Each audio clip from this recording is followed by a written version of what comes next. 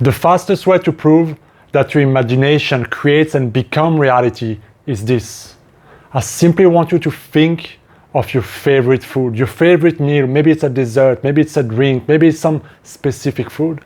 And I really want you to bring that to your attention right now. I want you to imagine that it's right in front of you. And it's perfect, and it's exactly like you like it. And it's all yours. And you can smell it. You can even indulge in it and taste it in your imagination. And you can feel the taste, the texture. Feel whether it's warm, whether it's cold. Feel the smell. Feel how it makes you feel to really eat your favorite meal right now.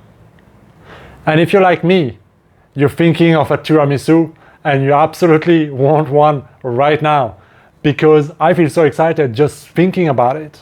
Like I felt my body and my stomach and my mouth salivating as I was just imagining with you what was my favorite food.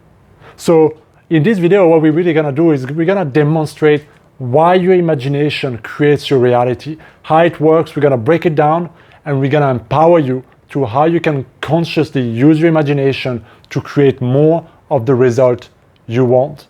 And if we break it down, it comes down to this. What we did right now is this. We created in your conscious mind an imaginal act of eating your favorite food.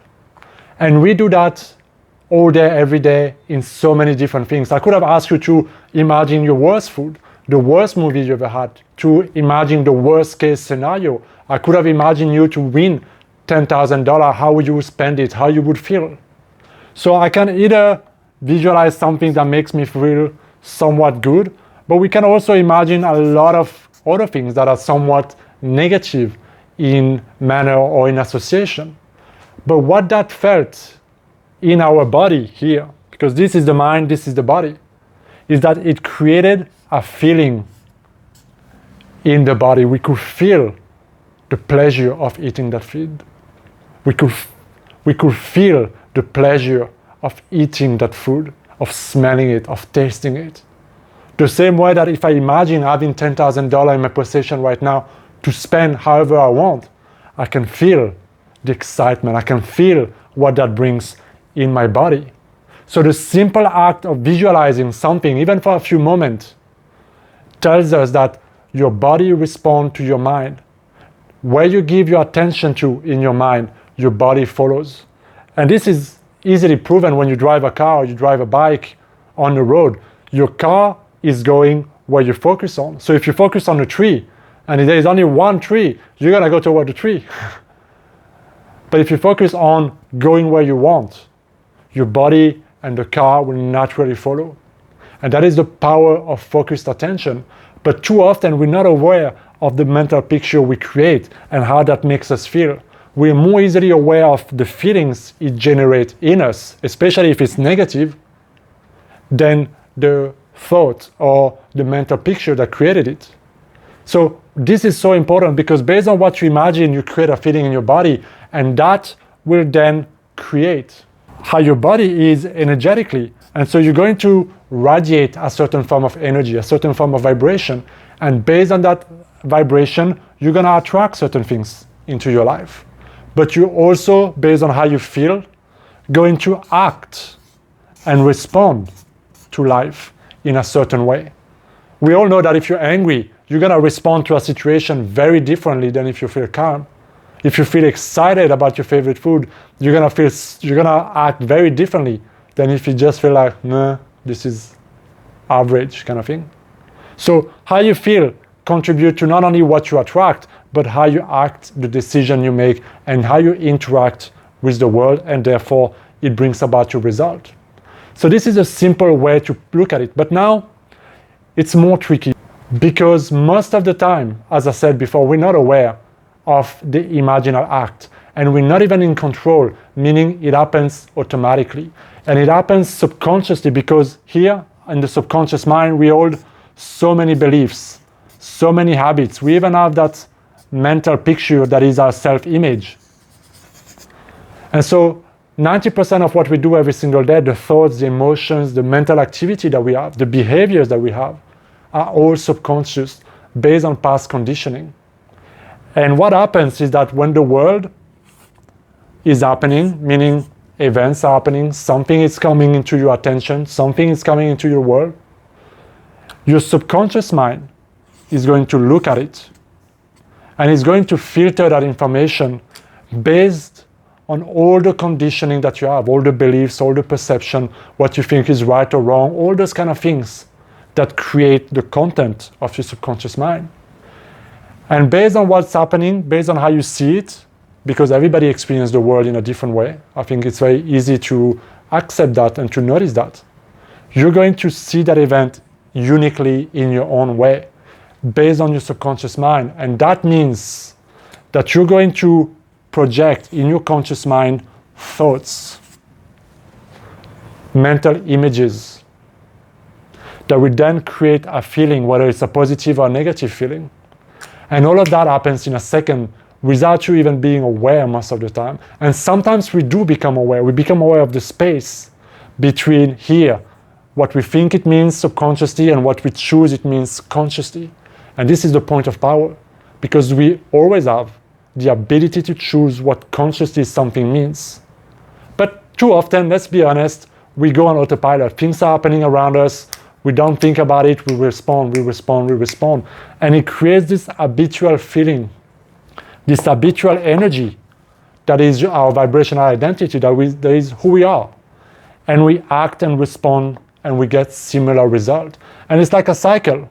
Because of the result, reinforce the beliefs, reinforce the feelings, and we keep on going. And then life, based on what you project, keeps on bringing you similar situations. And that's how most people operate in this world.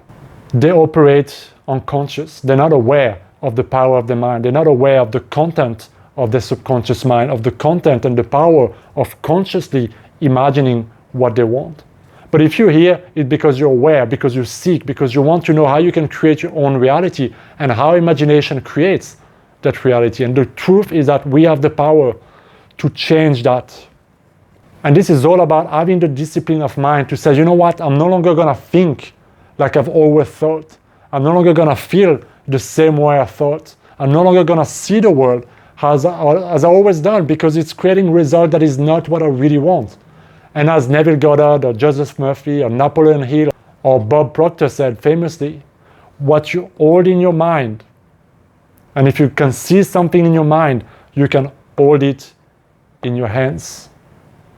So then how do we create consciously using our wonderful imagination? What we have to do is this. First, we have to become very clear about what is it that you really want. And we have to create this mental picture here of you already having that thing. Maybe you want more money, a special partner, maybe you want your own YouTube channel. I don't know, but you have to be very clear about what do you really want. And if you can create that picture of you already having that, already being, already living that life, already having that, quality, you can then start to give your attention, meaning your energy, into that. And then you start to feel it in a moment, just like when you think about your favorite food. If you imagine between a few moments, if you involve yourself in the picture, you start to feel it. And then you start to vibrate according to how you feel, according to what you own in your mind. And if you can hold that state long enough, it's going to come about in your result. That's the law. There's no other way, because the law is clear. What you hold in your mind tends to manifest. Then the question is, wait, if that is true, why is it that all my imagination don't come about all of a sudden? Because of all the content of the subconscious mind. The second thing that you have to look at the resistance that arises here from all those past conditioning that triggers the old thoughts, that triggers the old paradigm, that triggers mental pictures that are not what you want, that gets you out of this state, that remind you, no man, that's not true, you don't have it right now, you're miserable right now, remember how broke you are, remember how lonely you are, you don't have a girlfriend right now, type of things. And that will bring you up, boom, out of the state. And then it will keep you, if you remain in that state, again, in the old result. So two things, you have to discipline your mind to hold the picture of what you want in your mind as often as you can, and to be with it. and to feel like it. Because sooner or later, what's going to happen, and this is so important, is that if you give it enough energy and if you give it enough attention and repetition, guys, sooner or later, it will become a program in your subconscious mind, meaning your subconscious mind will take it and will start to work on it. Because we could say that your conscious mind here is the goal setter. It's the CEO. It sets the goal. This is where the company is going. And the subconscious mind is all that workforce that not anybody sees. And they actually make things happen.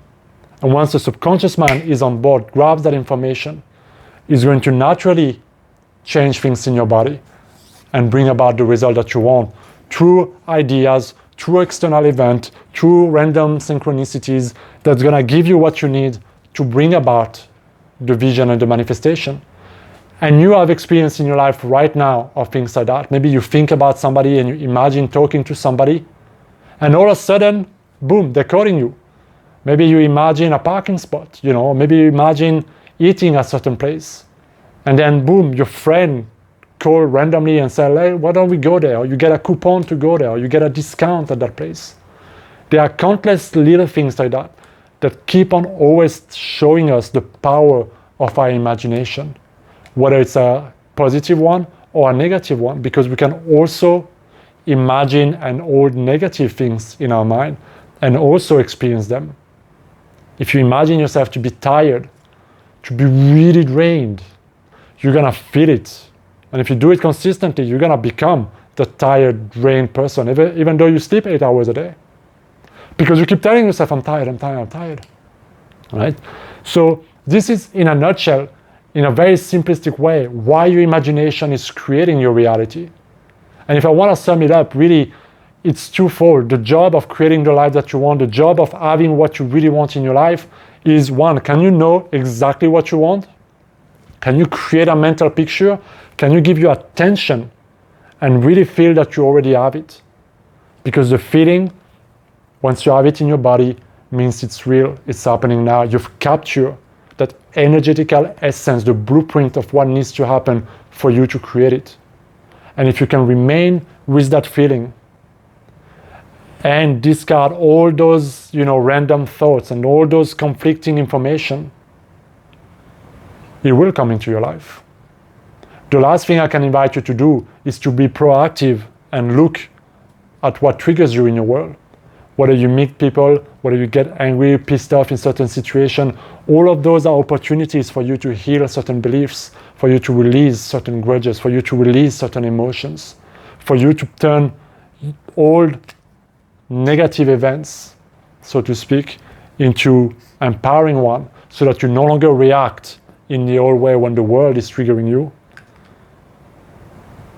And that is often called, shadow work, becoming aware of what you're not aware of, that has been driving so much of your, subconscious energy, but also results.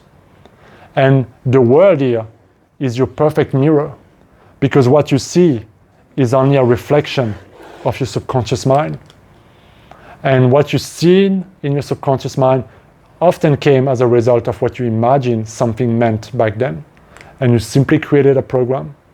And you can do it again by consciously taking control of your mind, giving it attention to the picture of what you want, staying aligned with it, and sooner or later your subconscious mind will take it on board and will start to act it out. I hope you enjoyed this video, guys. Let me know if you like those kind of videos, those kind of breakdowns, those kind of informational video, and I will see you next time. Please like, share, subscribe, and have a good day.